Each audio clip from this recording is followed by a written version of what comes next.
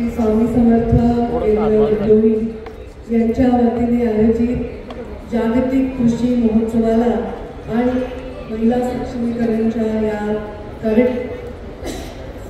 कार्यक्रमाला मंचावर विराजमान परमपूज्य आपल्या सगळ्यांचा एक आधारस्थान असलेले आदरणीय गुरु माऊली, माझा आज त्यांना भेटण्याचा योग हा मला वाटतं काही महत्त्व आहे माझ्या जीवनामध्ये त्या योगाचं. आज त्यांचं दर्शन घेण्याचा मला योग आला. त्यांच्यावर विराजमान माझे सहकारी आमदार सीमाताई, इथे उपस्थित माझ्याबरोबर आलेले सर्व मान्यवर, मी सर्वांची नावं घेत नाही, आणि समोर उपस्थित असलेली सर्व बचत गटाचं काम करणाऱ्या सगळ्या माझ्या माता भगिनी आणि इथे उपस्थित सर्व युवा बांधवांना, सर्वप्रथम या कार्यक्रमाला मला येण्याचा आज योग आला, तोही गुरुमाऊलींच्या उपस्थितीमध्ये. हे मला वाटतं एक फार मोठं माझं भाग्य आहे, कारण समर्थांची सेवा मी सुद्धा करते.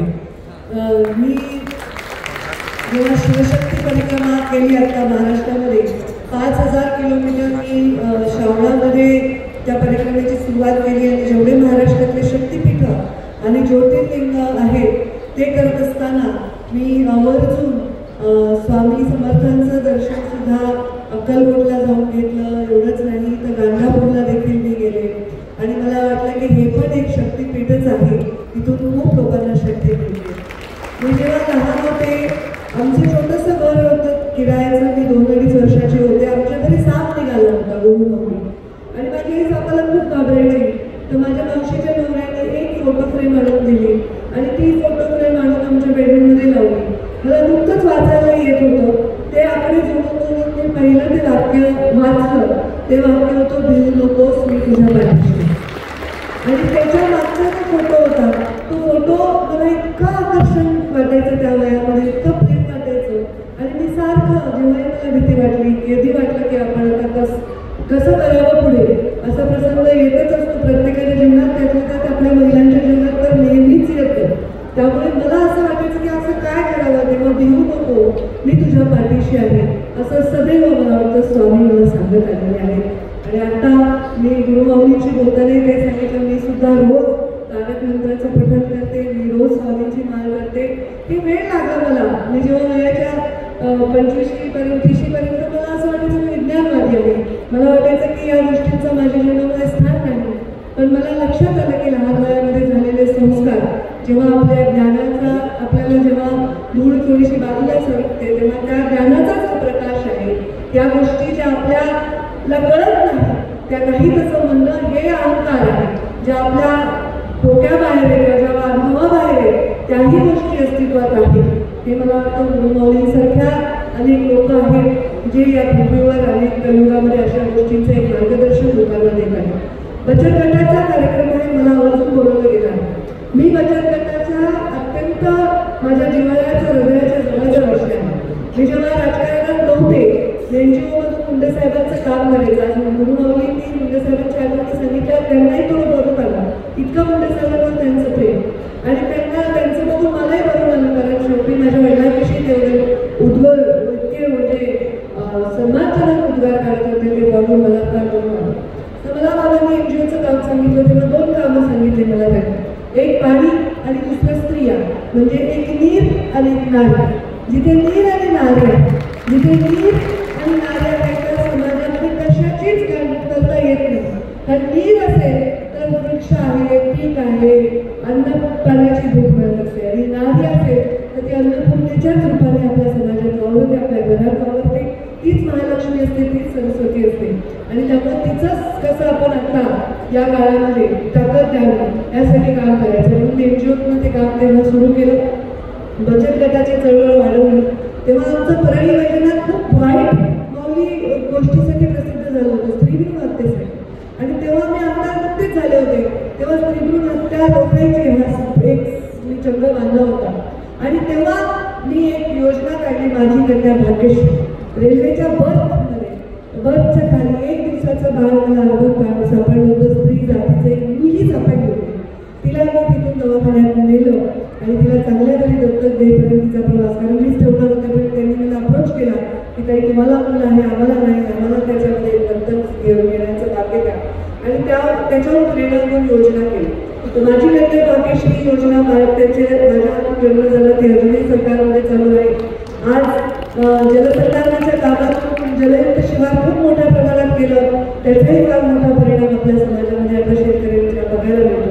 आताच मानखटावच्या अगदी दुष्काळी भागातून एक मुलगा माझ्याकडे आला आणि त्यांनी मला एक डाळिंबाचा डब्बा दिला. मला हे डाळिंब आहेत काही तुम्हाला द्यावेच लागते म्हणून मी आलोय, प्लीज माझं 5 मिनिटं आहे का? म्हणजे काय तुम्ही मला बंधारे दिले, तुम्ही मला ओळखत नव्हतं काही नाही, पण आमच्या नदीमध्ये तुम्ही बंधारे दिले, त्यामुळे आमच्या जिथे कोरडवाहू होतं काही नव्हतं तिथे मी डाळिंबाची शेती करतोय. मला चांगलं 2-3 लाखाचं पीक माझ्या वर्षामध्ये गणित जमिनीमध्ये येत आहे आणि म्हणून तुम्हाला आलं. अशा असंख्य प्रसंग सांगता येते आणि त्याच्यासाठी काम करायला जो आनंद मिळतो तो बंगले किती बांधले, किती फार्म हाऊस बांधले, किती गाड्या घेतल्या आणि किती फिरले कुठे त्याने आनंद मिळणार नाही. आणि मी आज इथे आले मला शक्य नव्हतं कारण काय झालं उदयन महाराजांनी मला साताऱ्याला बोलवलं, गुरुमाऊलींनी नाशिकला बोलवलं आणि दोघांविषयी मला प्रेम, गुरुमाऊलीविषयी श्रद्धा आणि उदयन महाराजांविषयी प्रेम. तर मग मला आधी श्रद्धेमुळे नतमस्तक व्हावं आणि मग भावाकडे छत्रपतींकडे जावं म्हणून मी आले, धावत परत आले, वेळ नाही का. पण एक सांगते, बचत गटाची चळवळ ही काळाची गरज आहे. ज्या बचतीचा फार मोठा असा आशीर्वाद स्त्रीला किती गरीब असो, किती नवऱ्याला कमी पैसे देऊ, ती स्त्री थोडे तरी पैसे पत्राच्या कोपऱ्याला बांधून ठेवतेच. तिला पैसे लपवण्याच्या जागा पण तिच्या अद्भुत आहे. तांदळाच्या डब्यात लपवून ठेवते, देवाऱ्यामध्ये खाली लपवून ठेवते, साडीच्या बेडीमध्ये लपवून ठेवते, त्या सगळ्या पैशाने ती लपवून ठेवते, ती जपून ठेवते. ते बचत आहे आणि ही बचत ती कधी स्वतःसाठी वापरत नाही की बाबा मला गंठन करायचंय, मला पैठणी घ्यायची, याच्यासाठी वापरत नाही. ती माऊली ही बचत स्वतःच्या घराच्यासाठी वापरते, स्वतःच्या घरावर अडचण आल्यावर वापरते. मुलाला शिक्षण द्यायची परिस्थिती आहे तर मुलीला क्लास लावायला बाप पैसे देत नाही तेव्हा ती वापरते. घरामध्ये माताला आपण आजारी आहे, नवऱ्याचा चेहरा पडलाय, त्याच्याकडे पैसे नाहीये बाबाचा इलाज करण्यासाठी, तेव्हा ती वापरते. माताला सासूचं उघडं फाटलंय, तिकडं लावून घालते, तेव्हा ती बचत ती मुलगी वापरत असते. अशा त्या स्त्रीच्या बचतीला सन्मान देण्याचं बचत गटाचं कर्तव्य, बचत गटाचं खूप चांगलं काम. माझ्या काळामध्ये बचत गट नाही होते, 4 लाख बचत गट माझ्याकडे होते. मी जेव्हा माझं मंत्रिपद सोडलं तेव्हा 46 लाख बचत गट हे झाले. मोदींनी पण कौतुक केलं, प्रधानमंत्री मोदी पण संभाजीनगरला आले, 4.5 लाख महिला फक्त अध्यक्ष आणि सचिव एवढ्या महाराष्ट्रातून आल्या आणि प्रधानमंत्री मोदींच्या हातून तो कार्यक्रम झाला. 0% व्याजदराने कर्ज या महाराष्ट्र शासनात जर कोणी सुरू केलं तर तुमच्या लेखी पंकजा मुंडेंनी बचत गटासाठी सुरू केलं.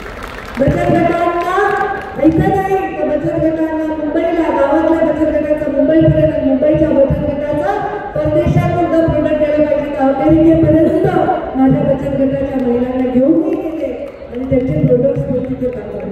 कृषीमध्ये सुद्धा बचत गटाच्या माध्यमातून खूप चांगले प्रयोग केले आणि हे सगळे प्रयोग आज यशस्वी झालेले पाहून आनंद होतो. आताच्या काळात त्याची काय परिस्थिती आहे एवढा अंदाज मी घेतला नाही, पण कसं चांगली परिस्थिती असेल अशी अपेक्षा व्यक्त करते.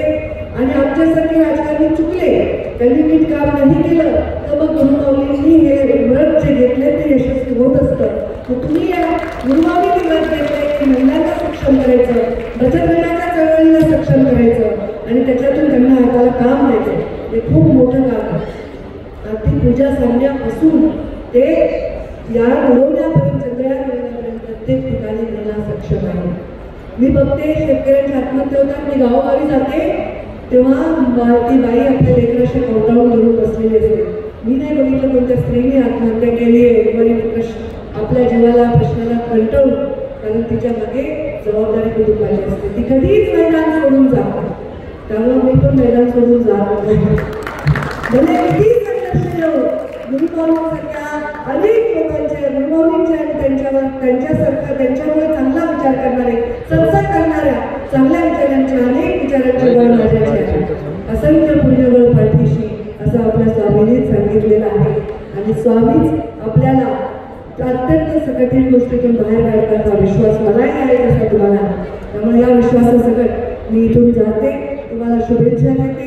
माझ्या कार्यक्रमाच्या अडचणीमुळे मला लवकर जावं लागते, त्यामुळे तुमची रजा घेते. किंवा तुमच्या मुलाला मिळायला मिसळायला जास्त चर्चा करायला मला आवडली असते, पण तुम्हाला खूप शुभेच्छा देते आणि खूप चांगलं तुम्ही कराल. गुरुमाऊलींच्या कृपेने स्वामी श्री स्वामी समर्थ.